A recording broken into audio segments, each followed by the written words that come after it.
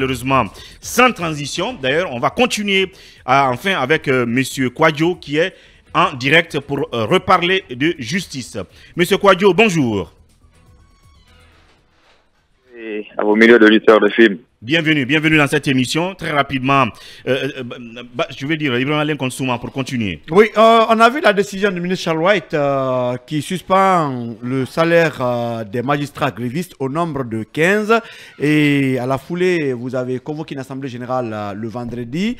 Et comment vous réagissez à la démarche du ministre Charles? Est-ce que vous allez peut-être vers les voies de recours? Alors, merci bien. Avant déjà cet acte de suspension de salaire de certains magistrats, je précise que c'est juste 15 magistrats dont les salaires ont été gelés sur toute la majorité des personnes qui se sont solidarisées à l'élan de débrayage qui a été déclenché. Mais bien avant même cet acte, vous avez dû certainement constater également la publication en violation encore de la loi, ce que nous dénonçons toujours, de l'acte de suspension de Mme Bamba Kalo dans la presse, sur les réseaux sociaux également. Alors ça, ce sont des actes que nous considérons toujours comme des actes de provocation de M. Wright, parce que nous avons constaté qu'en dépit des dénonciations que nous faisons, ou que nous avons déjà fait, en dépit des actes que nous avons décidé de mener, il continue dans sa logique de faire croire à l'opinion que voici, c'est moi qui décide, c'est moi le patron de la justice, c'est moi qui ai un droit de vie et de mort sur les uns et les autres, posant des actes illégaux de jour en jour. Nous avons accueilli ça avec assez d'étonnement, mais étonnement par rapport à l'attitude, mais pas à la personne, parce que nous découvrons davantage que monsieur est beaucoup plus à l'aise en violation des textes, beaucoup plus à l'aise pour poser des actes qui ne sont pas conformes à aucun texte, et il se démerde tant bien que mal à trouver des bases ou à vouloir trouver des bases à ces actes pour induire certainement ceux qui exécutent ce genre d'actes illégaux en erreur, parce que pour ne pas trop rester sur ce cas typique, partout, lorsque vous prenez le salaire d'un individu, le salaire a un caractère alimentaire.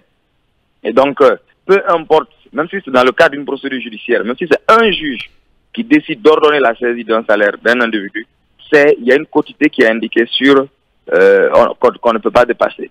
Mais ce monsieur s'est dit non, c'est moi qui décide, comme si c'est de sa poche que venait le salaire des magistrats. Et justement, quand il dit le salaire de 15 magistrats. Voilà, quand il dit qu'il décide, il argumente, et on voit clairement qu'il justifie sa décision par le fait que quand il dit que votre mouvement est illégal parce qu'il n'en a pas été saisi, deux, parce qu'il n'y a pas eu d'avis, donc de grève, de ces deux points de vue-là, est-ce que vous êtes dans les normes en termes de démarche, de procédure, ou est-ce que vous n'en aviez pas besoin? Alors, c'est tout ce qu'il peut dire.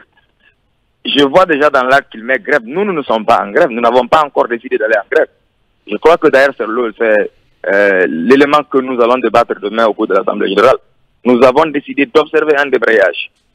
Donc, il est différent. Alors, nous voyons la confusion. Qui est différent d'une grève. Comme il aime le faire, qui est différent d'une grève. Bien entendu, différent d'une grève. Demain, nous avons décidé d'aller à une assemblée demain et au cours de laquelle nous allons débattre de la nécessité d'aller vers une grève cette fois-ci.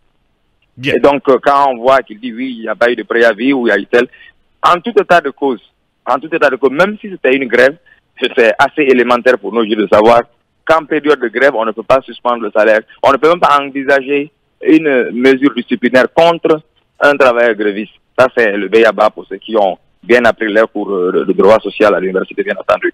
Alors, au-delà, le message que nous avons compris à l'arrière de cet acte de suspension de salaire, c'est que il veut faire croire à l'opinion que ce n'est pas tous les magistrats qui sont dans ce mouvement. C'est un petit groupe de 15 personnes. Vous voyez un peu l'évolution. Au début, on disait c'est Mohamed Diawara et Israël. Après, on est allé à 7 personnes qui composent le CA. Aujourd'hui, on parle de 15 personnes. L'objectif étant toujours de faire croire que ce n'est pas la majorité des magistrats qui est dans ce bateau, c'est plutôt un petit groupe. Nous ne disons pas cela parce que nous voulons que le salaire de tous les magistrats soit suspendu. Mais avec ce genre d'individu, il faut s'attendre à tout. Nous sommes mentalement prêts, quoi qu'il arrive. Nous sommes dans une action de ce genre que nous menons en face d'un individu qui est prêt à atteindre ses objectifs malgré peu importe la violation qu'il va mettre en avant. Nous sommes assez prêts. Et nous pensons que même s'il y a une décision plus que le gel des salaires, ça ne nous étonnera pas et nous sommes prêts à recevoir tout. C'est pourquoi nous avons décidé de nous réunir demain et de décider de la démarche à envisager de la plus forte également pour être assez proportionnel à la provocation qui vient toujours du département de la justice. Oui, mais comment comprendre le silence du CSM, M. Magloire? Cette situation perdure. Malheureusement, le CSM est saisi, pas de réaction, la Cour suprême a été saisie. Comment comprendre ce silence du CSM? Alors, au-delà même du CSM, nous avons adressé même des courriers au président de la République.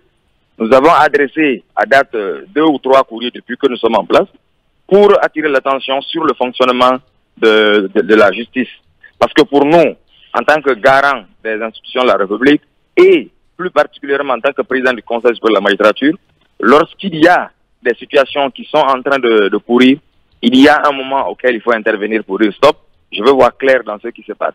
Il ne faut pas seulement rester à écouter une partie qui vient vous dire ce qu'elle veut et ce qui l'arrange, puis vous dites non, ça va, la maison se porte assez bien. C'est pourquoi nous avons décidé, nous ne lâcherons pas, nous adressons tant que nous pouvons des courriers au CSM via le secrétariat exécutif. Et lorsque nous les adressons un courrier, nous n'avons pas les moyens légaux pour aller les cueillir, pour leur dire non, forcément, il faut que vous veniez qu'on discute de cette question. Nous le rappelons à chaque fois que nous avons l'opportunité qu'ils sont magistrats avant d'être membres du CSM. Lorsqu'ils ont un problème ou lorsqu'ils auront un problème, c'est l'association qui va les défendre, ce n'est pas le CSM qui va les défendre. Alors nous leur invitons très souvent à prendre cela en vue. Il ne faudrait pas qu'ils restent en marche pour dire que non, c'est l'association. En tant que membre du CSM, nous n'avons rien à voir dans ça. Nous restons focus, nous n'attendons pas que la solution vienne de quelconque organe. Nous sommes une structure organisée, nous avons l'adhésion de plus grand nombre de magistrats, vous avez certainement constaté lors de notre sitting, en dépit du fait que beaucoup étaient en déplacement. Tous sont venus de l'intérieur, plusieurs personnes, et nous pensons que les actions à mener pourront peut-être faire intéresser davantage les autres services au département de la justice. Et pour terminer, oui ou non, vous avez adressé un écrit au président de la transition qui est en même temps président du CSM? Pas un seul écrit, nous avons adressé plusieurs écrits au chef de l'État. Pas un seul. C'est clair. C'est clair, oui. Emmanuel tient à une question. Alors oui. Oui, parce que vous avez parlé de débrayage, M. Magloire. Est-ce que ça veut dire qu'en ce moment, il existe un service minimum dans les juridictions et de quel service s'agit-il? Parce que là, on parle quand même d'une paralysie des services judiciaires. Alors, l'objectif dans tous les cas, lorsque nous avons déclenché ce débrayage, il y a des collègues avec lesquels il y a eu des discussions.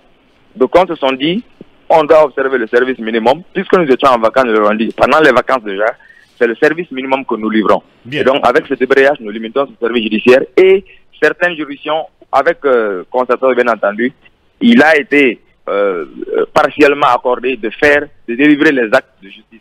C'est-à-dire, certaines juridictions délivraient les casiers judiciaires, les jugements supplétifs et les certificats de nationalité. Mais je crois que vous avez certainement suivi il y a quelques jours, lorsque le garde des Sceaux est sorti, tenir certains propos, cela a encore davantage radicalisé les collègues qui se sont dit attention, la menace devient de plus en plus grande. Et nous pensons que maintenant il faut serrer les rangs. Et il faut aller à un élément beaucoup plus sérieux. Pourquoi nous avons convoqué une assemblée générale demain pour décider, en plus du débrayage que nous avons engagé, de trouver un autre moyen de pression beaucoup plus élevé pour nous faire entendre. Et ça, je peux vous le confier. Nous userons de tous les moyens légaux. S'il s'agit de marcher sur Conakry pour faire respecter nos lois, nous le ferons. S'il s'agit de parler pour faire respecter nos lois, nous le ferons. Rien ne va nous empêcher de réclamer ce dont la justice a besoin. Parce que nous ne le faisons pas pour nous le faisons pour les citoyens. Et nous le faisons pour le bien de cette transition et pour le bien de l'état de droit de notre pays. Pour cela, nous sommes prêts à en être même les sacrifices.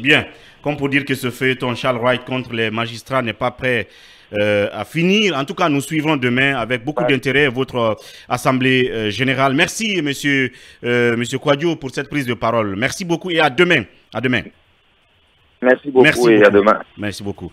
Voilà une petite virgule et puis derrière on se retrouve et nous restons toujours dans les couloirs du ministère de la Justice.